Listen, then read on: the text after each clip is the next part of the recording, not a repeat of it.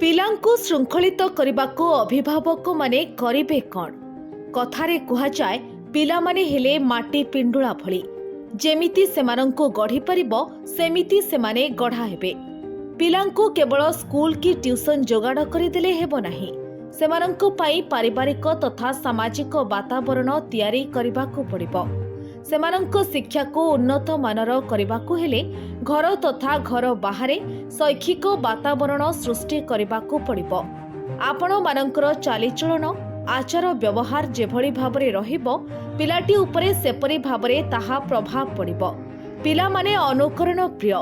ସେ ଯାହା ଥରେ ଦେଖିଥିବେ କିମ୍ବା ଶୁଣିଥିବେ ତାହା ସହଜରେ ମନେ ରଖିଦେଇ ପାରନ୍ତି।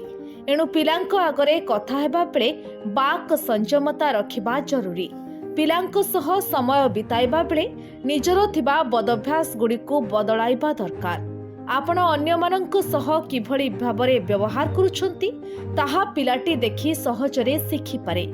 ଯଦି କାହା ସହ କଥାବାର୍ତ୍ତାରେ ସଂଯମତା ରଖୁନାହାନ୍ତି କିମ୍ବା ବ୍ୟବହାରରେ ଶାଳୀନତା ରଖୁନାହାନ୍ତି, ପିଲାଟି ମଧ୍ୟ ସେଭଳି ଭାବରେ ଅନ୍ୟକୁ ବ୍ୟବହାର କରିବ।